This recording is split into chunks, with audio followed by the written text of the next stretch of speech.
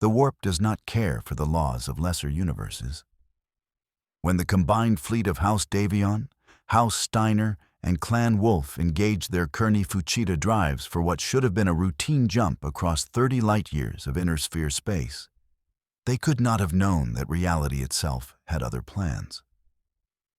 The jump points, stable locations in space-time where interstellar travel was possible, had always been predictable, mathematical, safe. But mathematics meant nothing when the fabric of the universe tore open like rotted cloth.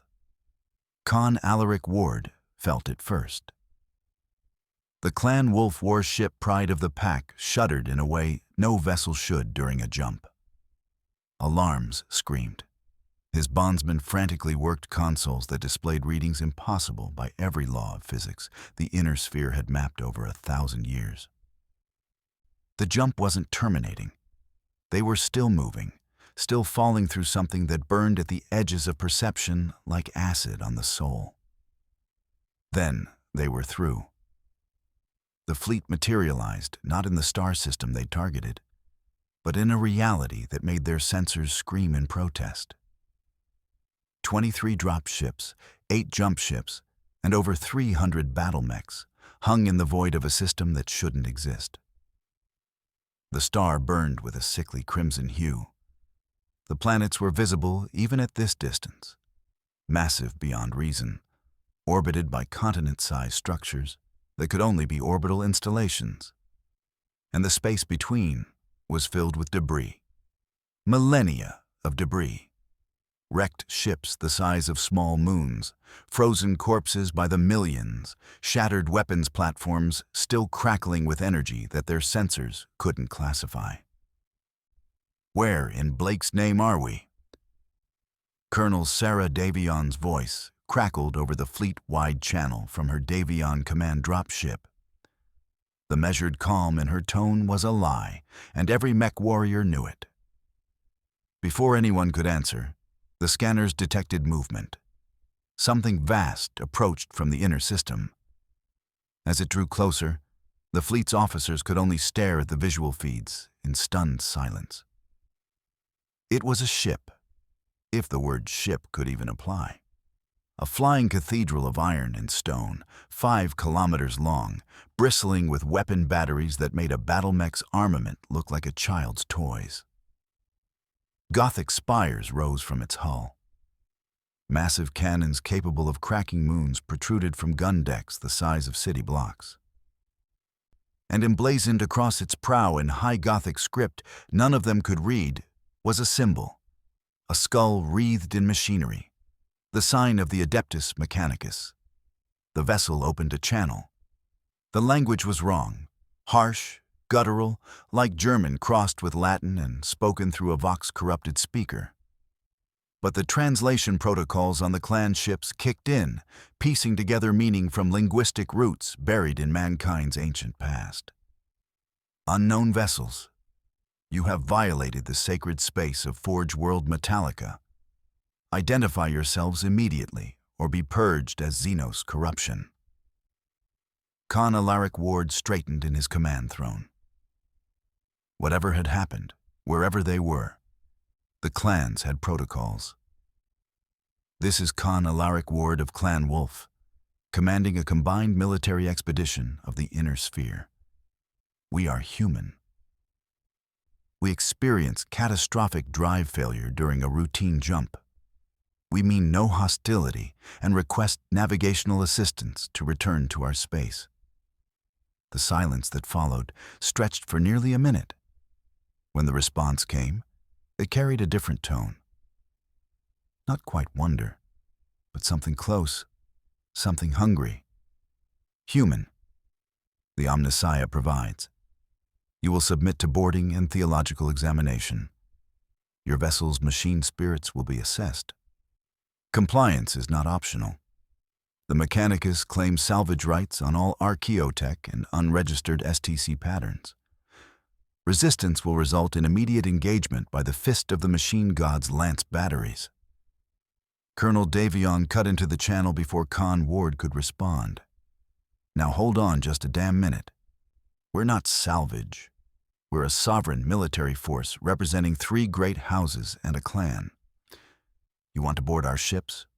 We'll need to discuss terms. The cathedral ship's weapon batteries swiveled with surprising speed, targeting solutions painting every vessel in the fleet. Compliance is not optional. Khan Ward raised a hand, forestalling Davion's retort. He'd seen the readings. Each of those batteries could slag a dropship with a single salvo. This wasn't a negotiation. It was a test. We will permit a boarding party. 10 representatives, unarmed. Our hospitality will be extended in accordance with the conventions of war. Another pause. Then, your conventions are irrelevant.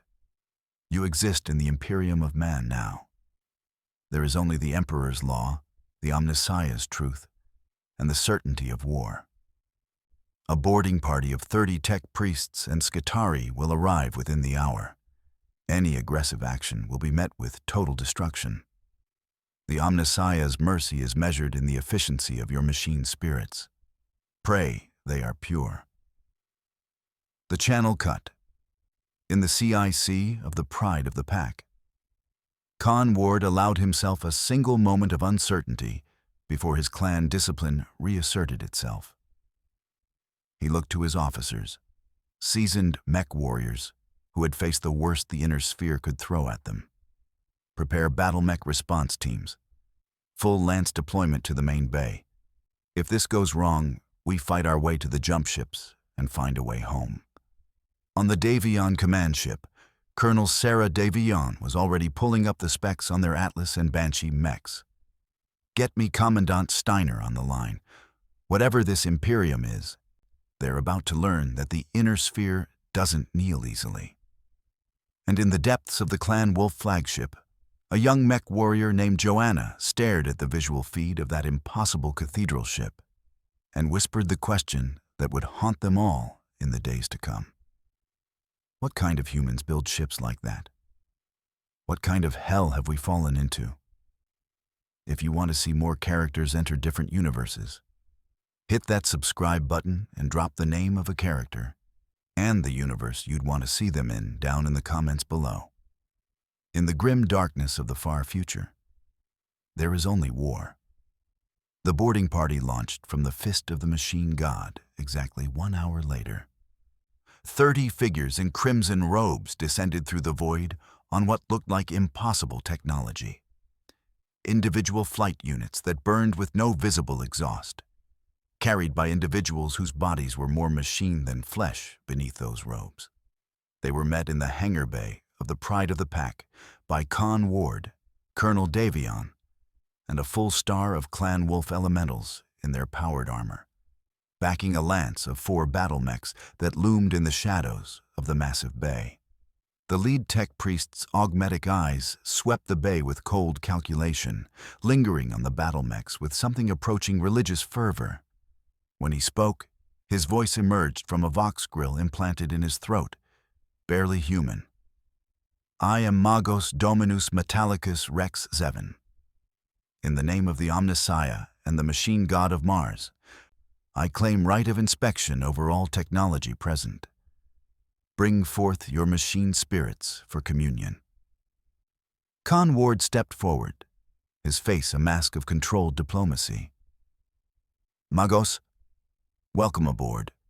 Perhaps we should begin with introductions and an exchange of information. We appear to have crossed into your territory through circumstances beyond our control. Information is irrelevant without technological foundation. The Magos gestured with a mechadendrite, a mechanical tentacle that extended from beneath his robes, ending in scanning equipment that hummed with active sensors. Your vessels operate without warp translation. Your reactors emit radiation patterns consistent with fusion technology not seen since the dark age of technology. You possess no Geller fields, yet survived passage through the Imperium. Impossible. Unless... The Magos moved past Khan Ward as if he weren't there. His Skitarii guards, cyborg soldiers with glowing red eyes and weapons integrated into their bodies, following in perfect formation. He approached the nearest battle mech, a 90-ton dire wolf painted in Clan Wolf's blue and gray, and stared up at it with the intensity of a prophet witnessing divine revelation. Self-contained fusion reactor, autonomous targeting systems, no plasma conduits to the Omnissiah, no prayer protocols, no sacred unguents applied. Yet it functions. The Magos' voice took on an edge of hysteria. It functions without the machine spirit's blessing. How? How? The dire wolf's pilot, Star Captain Marissa, couldn't help herself. Her voice boomed through the mech's external speakers with barely suppressed irritation. It functions because we built it to function, Magos. Good engineering, proper maintenance, and quality manufacturing standards. No prayers required. Every tech priest in the bay froze.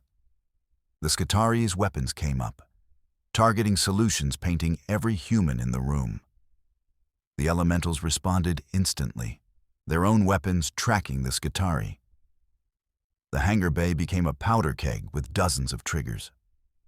Magos Metallicus Rex 7 turned slowly from the dire wolf to stare at the humans assembled before him.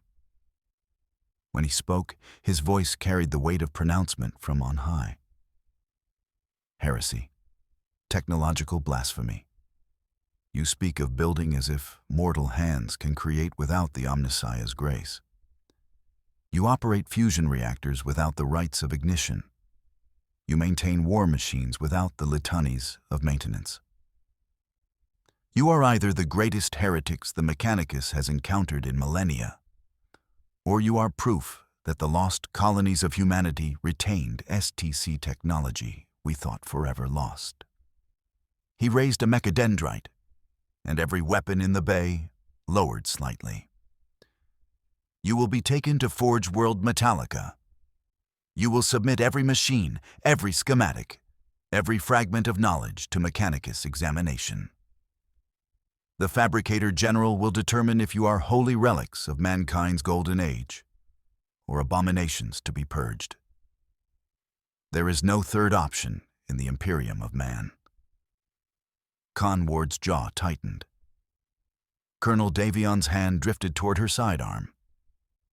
And in that moment, as the cathedral ship's shadow fell across every vessel in their stranded fleet, the warriors of the inner sphere learned their first lesson about the galaxy they'd fallen into. In the 41st millennium, humanity had forgotten what it meant to build without prayer. And those who remembered would either be worshipped as saints or burned as heretics. There was no middle ground. There was only war. Forge World Metallica existed in defiance of sanity. The fleet's journey to the Forge World took 6 days through what the Imperials called real space, a term that suggested other, less real spaces existed. The cathedral ship, the fist of the machine god, had clamped massive tractor fields onto the inner sphere vessels and dragged them through the void like a predator hauling prey back to its den. Con Ward had protested. Colonel Davion had threatened. The Magos had simply increased the field strength until the hulls began to groan, and the protests stopped. When Metallica finally came into view, Colonel Sarah Davion stood in the observation deck of her command dropship and tried to reconcile what her eyes reported with what her mind could accept. The planet below wasn't a world. It was a machine that happened to be planet-sized. Continents of factories stretched from pole to pole, each one larger than anything in the inner sphere. Hive cities rose like metal mountains, kilometers tall, their peaks lost in pollution clouds that glowed with forge light. The orbital space was so cluttered with stations, shipyards, and defensive platforms that navigation required constant micro-adjustments. And over it all, a space station the size of a small moon hung in geosynchronous orbit, bristling with weapons that could crack planets. "Blake's blood," breathed Commandant Eric Steiner, standing beside her. The Lyran officer's normally perfect composure had cracked days ago. How many people live down there? The current population of Forge World Metallica stands at approximately 73 billion souls, answered a mechanical voice behind them.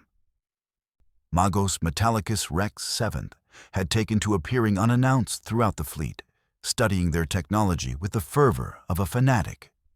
92% are bonded servitors or tech thralls.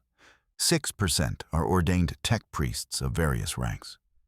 2% are Skitarii, or authorized military personnel. The Forge world produces approximately 14% of the Segmentum Solar's war materiel. It has done so for 9,000 years. Davion turned slowly. 9,000 years? That's impossible. The Star League barely lasted 3 centuries before.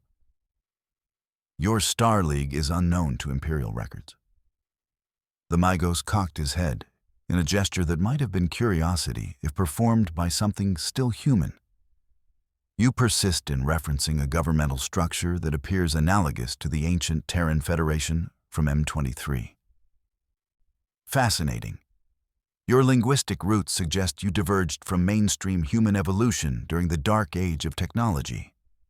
Perhaps you are descendants of a colony fleet that escaped the age of strife. This would explain your unusual technological paradigm. We're not descendants of anything. Con Ward's voice cut in over the shipboard comm. The Clan Wolf leader had insisted on joining this conversation remotely rather than leave his command ship. We're humans from the Inner Sphere, year 3151 by our calendar. Our history is unbroken back to the original colonization of the successor states in the 23rd century. We know exactly where we came from. The Magos emitted a sound that might have been laughter if it hadn't been run through 5 layers of mechanical corruption. You believe your history is unbroken? How charming. Human, you exist in the 42nd millennium. By your calendar, you have somehow traveled 19,000 years into your own future. The Imperium of Man spans 1,000,000 worlds across the galaxy. Holy Terra herself, birthplace of all mankind, is the throne world of the God Emperor who has guided humanity for over 10,000 years. Your inner sphere either never existed in our timeline or was swallowed by the age of strife and forgotten like 10,000 other human civilizations. The silence on the channel spoke volumes. Finally, Colonel Davion found her voice. That can't be right. Our FTL works on the Kearney-Fuchida principle. Instant translation between jump points. We don't travel through time. You traveled through the immaterium, the warp, that hell dimension where the laws of physics are suggestions and time flows like poison through a wound. That you emerged at all is miraculous.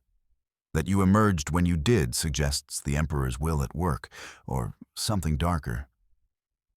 The Magos turned back to the viewport, his mechadendrites writhing with what might have been agitation. Regardless, you are here now, and you bring technology that could revolutionize the Mechanicus, or damn it to heresy. The Fabricator General will make that determination. The landing on Metallica was less an arrival and more a controlled imprisonment. The Inner Sphere vessels were directed to a massive landing field designated Forge Complex Epsilon 77. The field itself was larger than entire continents on some inhabited worlds. Hundreds of ships sat in various states of repair, disassembly, or worship. The distinction wasn't always clear. Tech priests swarmed like ants, performing rituals over engine components, while servitors, lobotomized cyborg slaves, hauled materials with dead eyes and mechanical efficiency. Con Ward led the delegation that disembarked first. Beside him walked Colonel Davion, Commandant Steiner, and Star Captain Marissa, whose dire wolf had been forced to remain aboard, but whose pride as a mech warrior would not allow her to miss this meeting. They were surrounded by 2 stars of Clan Wolf elementals and a company of House Davion infantry, all in full combat gear. The Imperials didn't seem to care. 1,000 Skitarii had formed an honor guard, or execution detail, the distinction was unclear, along the landing field's approach to the primary forge temple. And there, at the temple's massive adamantium doors, stood their judge. Fabricator General Xylanus was more machine than the Magos who'd first boarded them, and less human than anyone from the inner sphere thought possible. His body was a mechanical horror of sculpted metal and exposed cabling. 6 mechadendrites extended from his torso, each one ending in different tools or weapons. His face was a silver mask with 7 glowing red eyes arranged in a geometric pattern. When he spoke, his voice emerged from somewhere within his chest cavity, processed through technology that made it sound like a choir of machines achieving harmony. I am Fabricator General Xylanus, Master of Forge World Metallica, High Priest of the Cult Mechanicus for this sector, and Archmagos of the Quest for Knowledge. You stand before me as a theological crisis. Magos Metallicus Rex Sevis that reports that your vessels contain functional fusion reactors with efficiency ratings exceeding 87%. He reports self-maintaining targeting computers that require no monthly recalibration rituals. He reports armor plating that demonstrates no machine spirit feedback loops. He reports weapon systems that fire without prayer protocols. The 7 eyes focus like targeting lasers on Khan Ward. Explain how you commit such heresies and yet live.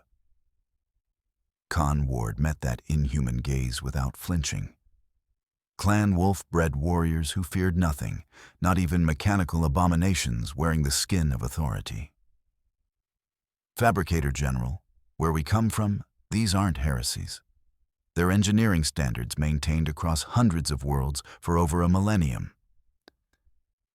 We build our battle mechs according to specifications refined over generations. We maintain them through training and technical expertise. We don't pray to our machines because they don't need prayers. They need proper maintenance schedules and quality replacement parts. Every tech priest in hearing range released what could only be described as a mechanical gasp of horror. Several began chanting in that corrupted language, high Gothic prayers to the machine god, begging forgiveness for witnessing such blasphemy. The Fabricator General raised a mechadendrite, and silence fell like a hammer. You describe standard template construct methodology. Pure, uncorrupted STC knowledge preserved from the dark age of technology. Knowledge the Mechanicus has spent 10 millennia trying to rediscover from fragmentary records and degraded data cores. The mechanical choir of his voice took on an edge of something that might have been hunger or hatred or religious ecstasy. The distinction was impossible. You will provide every schematic, every manufacturing process, every fragment of technical knowledge you possess. In return, the Mechanicus will determine if your civilization is a holy gift from the Omnissiah or an abomination that must be purged. Colonel Davion stepped forward, her hand deliberately not near her holstered pistol, though every Skitarii in the plaza tracked the motion. With respect, Fabricator General, we're not here to hand over military secrets to strangers. We're trying to find a way home. You mentioned the warp, this Imperium. If that's how we got here, there must be a way to reverse the process. Help us do that, and we'll consider sharing non-classified technical information as payment for your assistance. The Fabricator General's 7 eyes fixed on her with the intensity of targeting arrays achieving lock. You misunderstand your situation profoundly, Colonel Davion. You have no leverage, no negotiating position, no sovereignty recognized by the Imperium of man. You are either lost colonists of humanity, who will submit to the Emperor's law and the Mechanicus's authority, or you are Xenos wearing human skin who will be destroyed. There is no third category. Choose. Commandant Steiner's voice cut through the tension with the practiced diplomacy of a Lyran political officer. Perhaps we're approaching this incorrectly. Fabricator General, you called us a theological crisis.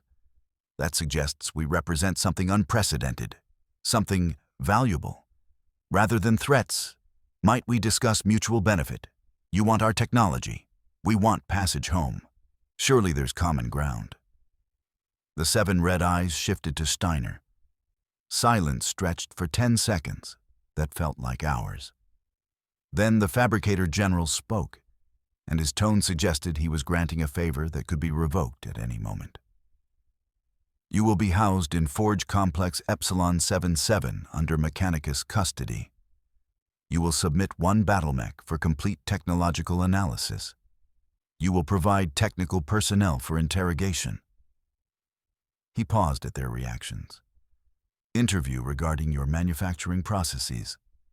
In exchange, the Mechanicus will investigate the possibility of calculated warp translation to return you to your point of origin. However, the 7 eyes swept across all of them. You must understand, the warp is not your jump ship network. It is hell itself, given dimension and reality. It is inhabited by entities that devour souls and corrupt flesh. Your vessel survived passage once through sheer impossible fortune. Attempting a deliberate return journey would require resources, calculations, and protections you cannot imagine. And even if we succeed, the temporal component means you might emerge in your own past, or in a future where your inner sphere never existed, or in a reality where it was consumed by Xenos millennia ago. Khan Ward's expression never wavered, but something cold settled in his gut. You're saying we might be stranded here. I am saying that the Omnissiah's will is inscrutable, and the warp cares nothing for mortal desires. You are here now. Your technology is here now. The Imperium of Man is engaged in an eternal war for survival against chaos, Xenos, and heretics. Your battle mechs, primitive though they are compared to true titans, still represent military assets. The Fabricator General's mechadendrites spread like a metal spider preparing to strike. You may prove your loyalty to the Imperium through service, or you may be dismantled for study. The choice, such as it is, remains yours. Star Captain Marissa's voice rang out across the plaza, loud enough for every elemental and soldier to hear. The clans bow to no one. We fight for honor, not at the whim of machine priests who think themselves gods. The Skitaria's weapons came up as one. 1,000 targeting lasers painted the inner sphere delegation. The elementals raised their own weapons in response. Conventional infantry took firing positions. For 3 heartbeats, the plaza balanced on the edge of a massacre that would end with the entire inner sphere fleet reduced to molten slag by orbital fire. Then Khan Ward raised his hand, the clan sign for stand down, and spoke the words that tasted like ashes in a warrior's mouth. We will submit 1 battle mech for analysis. We will cooperate with your interviews. In exchange, you will work to return us home, and you will treat us as allies, not prisoners. These are the terms. Accept them or reject them, but know this. We are warriors of the inner sphere. We do not surrender. We do not kneel. And if you try to force us, we will make this forge world remember the day it underestimated humanity's fighting spirit. The Fabricator General regarded him with those 7 red eyes for a long moment. Then, for the first time, something like respect entered that mechanical choir voice. Acceptable. You will provide a battle mech. We will attempt to decode the warp's temporal displacement and calculate a return vector. But know this. Con Ward of Clan Wolf. The galaxy you have entered is one where humanity has fought for 10,000 years against extinction, where faith is the only defense against literal damnation, where innovation is heresy because the last age of human innovation nearly destroyed us all. The seven eyes blazed like targeting solutions locked.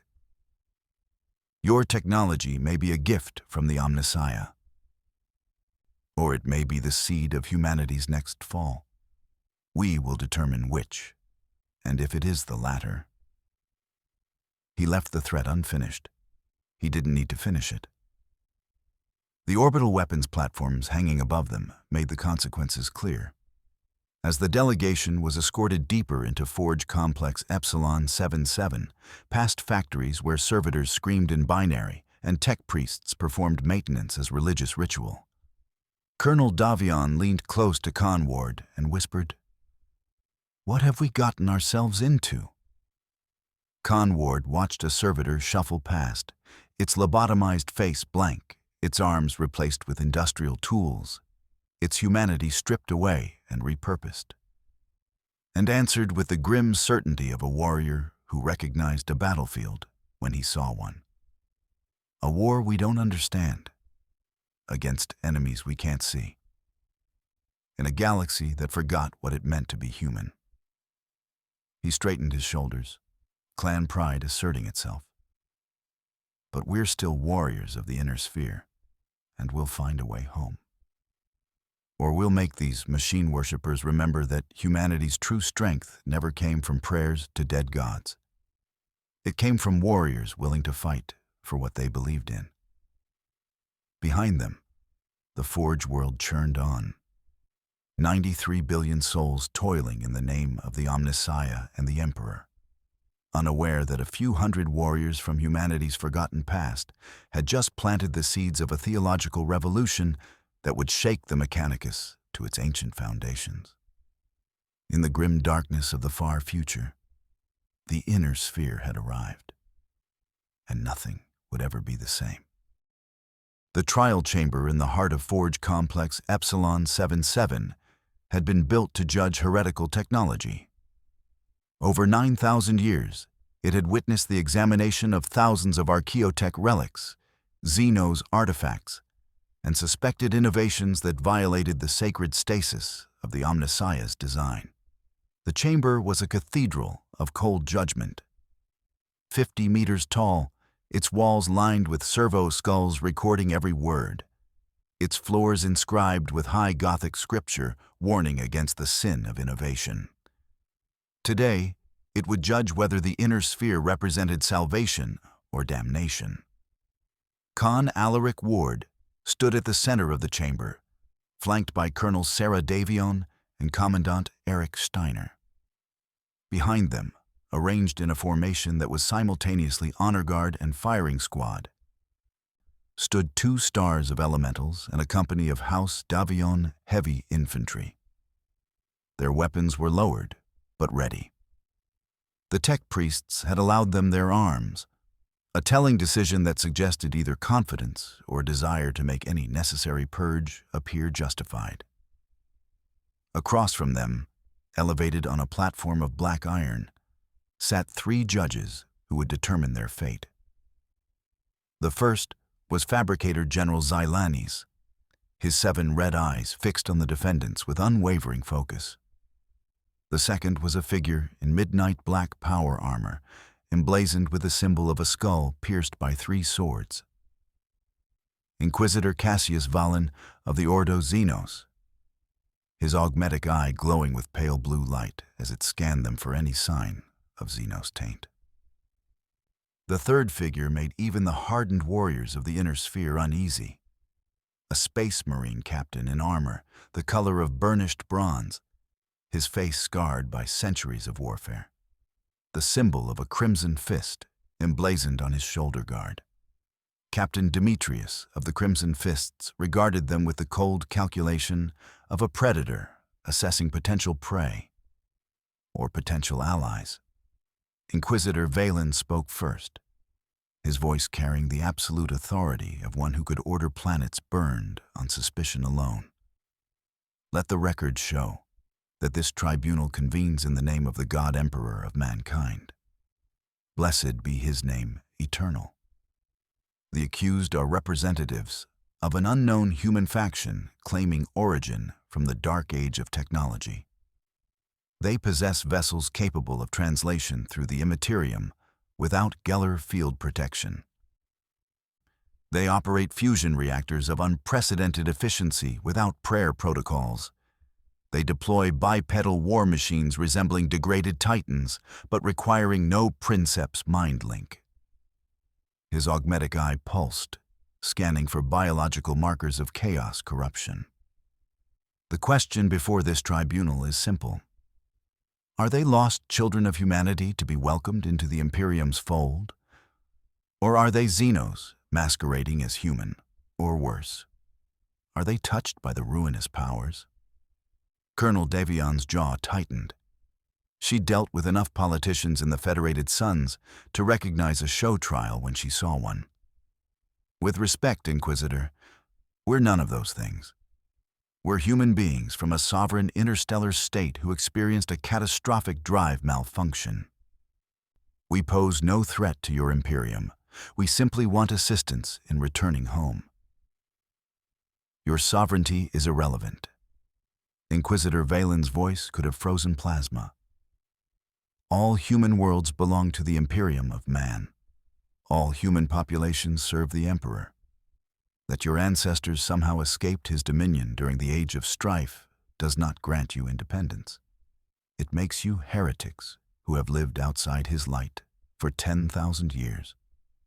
Commandant Steiner stepped forward, his Lyran diplomatic training asserting itself despite the circumstances. Then by your logic, we're victims, not criminals. Our ancestors had no choice in being separated from your Imperium. We've maintained our civilization, our technology, our humanity, without your Emperor's guidance. Doesn't that prove we deserve consideration rather than condemnation? Captain Demetrius spoke for the first time, and his voice carried the weight of hundreds of years of warfare distilled into absolute certainty. It proves you are either exceptionally resilient humans who warrant further study, or you have been protected by something else. The galaxy is not kind to human civilizations that stand alone. That your inner sphere survived without the Emperor's protection suggests either impossible fortune or outside assistance. His scarred face remained impassive. The Crimson Fists have fought Xenos and Chaos for millennia. We know the patterns of corruption. You will be tested. If you pass, you may yet serve the Imperium. If you fail... He didn't finish the sentence. The massive power sword maglocked to his armor spoke volumes. Fabricator General Zelanis raised a mechadendrite, drawing attention back to himself. The theological question supersedes political considerations. Magos Metallicus Rex 7. Present your findings regarding the submitted battlemech. The Magos emerged from a side entrance, his robes filthy with sacred oils and his mechadendrites clutching data slates covered in technical readouts. He approached a hololithic projector in the center of the chamber and activated it with a gesture. The air filled with a three-dimensional schematic of Star Captain Marissa's dire wolf. All 90 tons of it rendered in perfect detail. Blessed judges! What I have witnessed defies 9,000 years of Mechanicus orthodoxy. The Magos's voice carried religious fervor mixed with barely suppressed terror. This war machine operates on principles that should not function. Its fusion reactor achieves 89% efficiency without any plasma conduit to the Omnissiah. Its targeting computer processes battlefield data in real time without cogitator prayer protocols. Its armor regenerates microfractures through a self-annealing process that requires no ritual blessing. And most damning, he paused, his augmetic eyes sweeping the chamber. every component can be manufactured using readily available materials and standard industrial processes. No archaeotech required, no STC fragments needed. Just engineering. The chamber erupted in mechanical gasps of horror from the assembled tech priests. Several began chanting prayers to ward off heresy. One actually fell to his knees, his mechadendrites writhing in distress. Fabricator General Xylanes silenced them with a pulse of binaric cant that snapped out like a whip crack. Magos, clarify. Are you suggesting this technology represents functional STC knowledge? No, Fabricator General. I am suggesting something far more disturbing. The Magos pulled up schematics comparing the Dire Wolf's fusion reactor to Imperial plasma reactors. STC technology was perfect, infallible. These designs are not perfect. They show iterations, improvements, modifications. They show innovation. The inner sphere has been innovating for over 1,000 years. They treat technological development as natural, progressive, achievable through secular effort rather than divine revelation. Inquisitor Valen leaned forward, his augmetic eye blazing. Heresy. The quest for knowledge is the sole purview of the Mechanicus. And even they are forbidden from innovation. Only rediscovery is permitted. You describe a civilization that has committed continuous tech heresy for a millennium. That they haven't destroyed themselves suggests either impossible discipline or... His voice dropped to a whisper that somehow carried across the entire chamber. Or they made a pact with something that protected them from innovation's inevitable corruption. Khan Ward had heard enough. His voice rang out with clan authority that brooked no interruption. We made no pacts. We survived through warrior spirit, scientific knowledge, and the willingness to adapt. Your Imperium stagnates because you worship the past. The inner sphere thrives because we learn from it. If that's heresy in your eyes, then your Imperium has lost sight of what made humanity great in the first place. The servo skulls recording the proceedings spun frantically, their eye cameras refocusing on Khan Ward.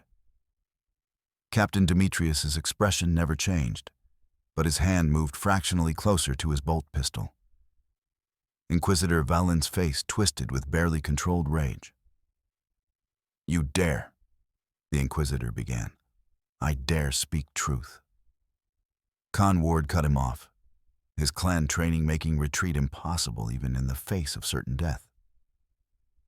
You sit there judging us for maintaining our technology, for building new machines, for treating engineering as a science rather than a religion.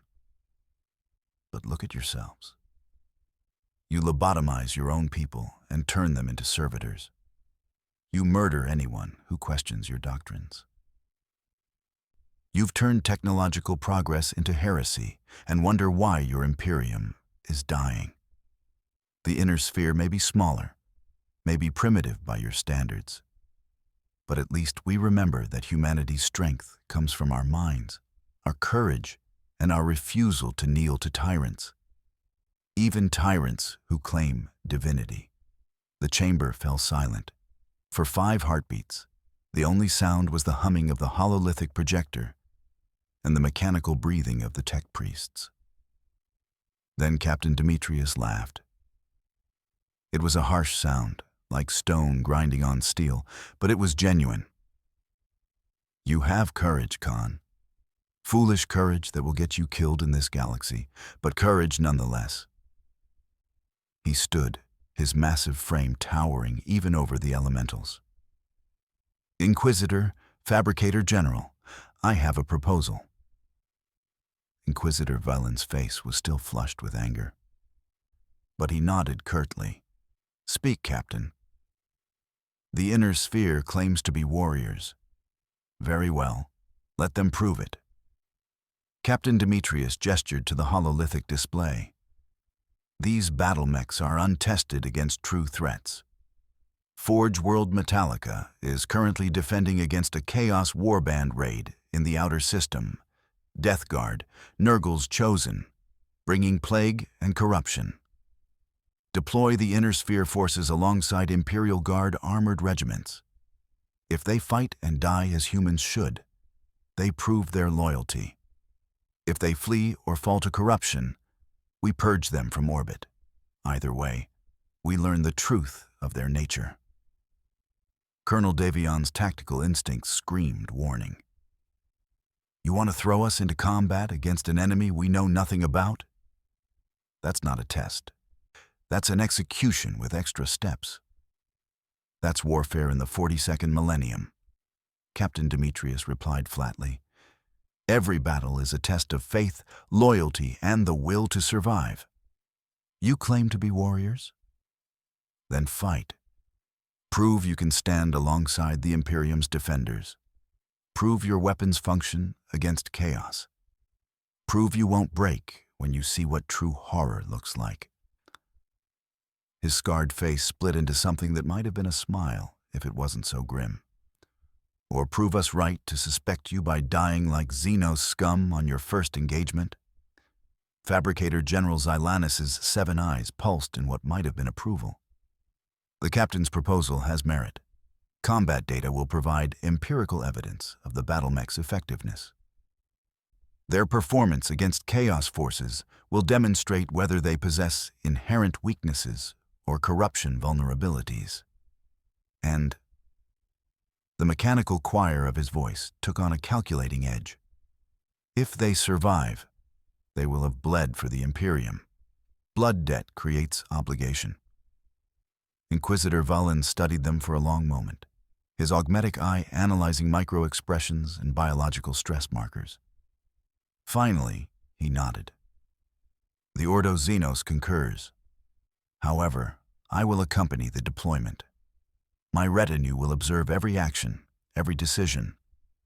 The moment I detect Xenos influence or chaos corruption, I will personally execute the entire command structure and order full orbital bombardment of the fleet. Is that understood? Con Ward met the Inquisitor's gaze without flinching. In clan culture, accepting a challenge was a matter of honor. Refusing one was death to reputation. We understand. Give us our battle mechs, brief us on the enemy, and stand back. Clan Wolf has never lost a challenge combat. We don't intend to start now.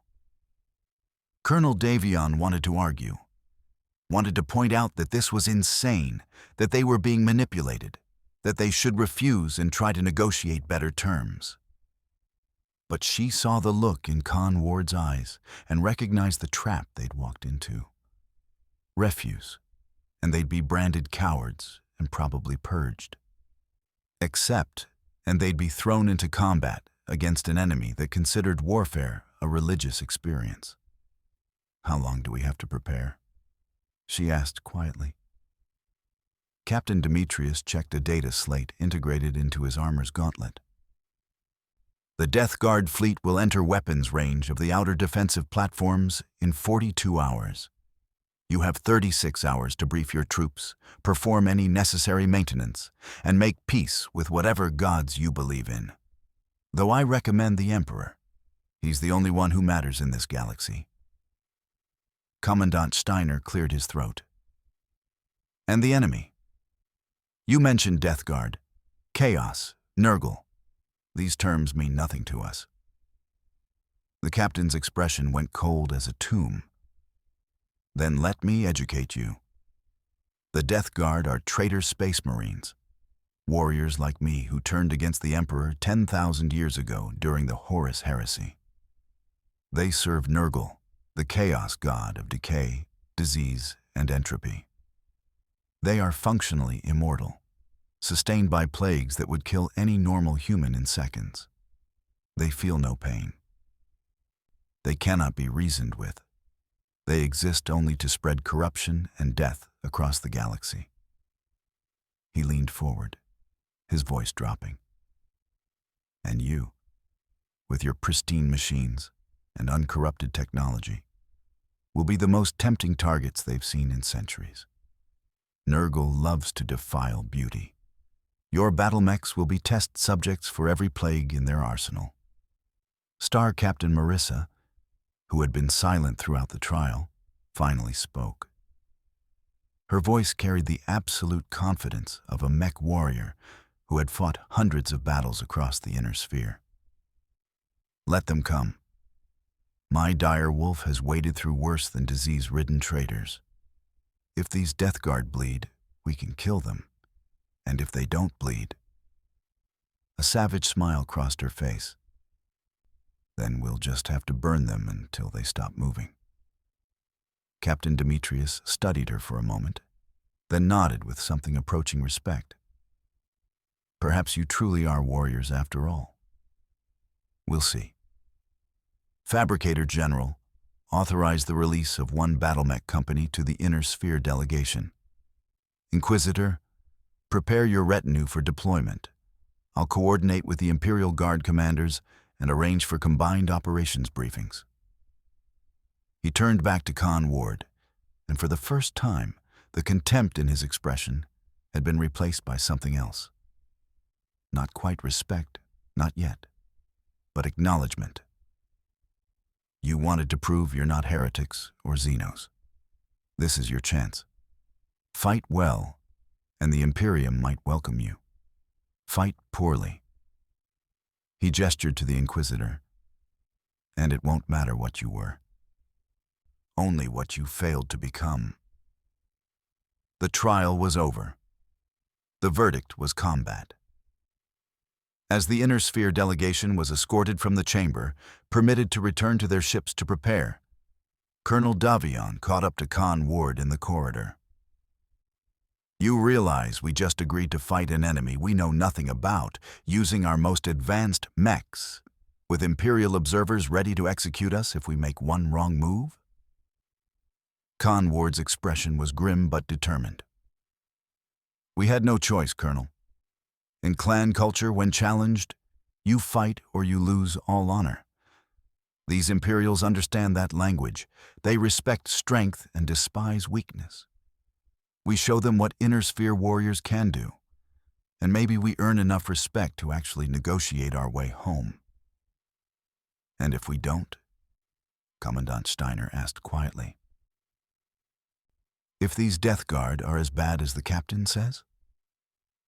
Con Ward's answer was simple, carrying the weight of centuries of clan tradition.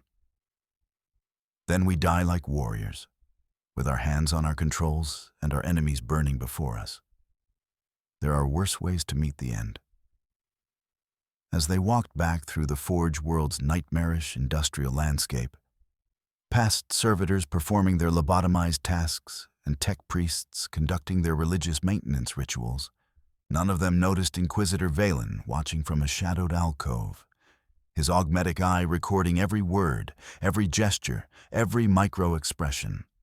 He spoke softly into a vox link encrypted with inquisitorial ciphers. Lord Inquisitor, this is Valen. The Inner Sphere delegation has accepted the combat trial. I'm deploying with them to the outer system. But sir...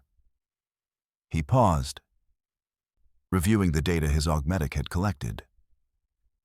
Their psycho-indoctrination profiles are wrong. They show no fear of Xenos, no reverence for the Emperor, no understanding of chaos. They're either the best liars I've ever encountered, or they truly are from a timeline where humanity developed differently.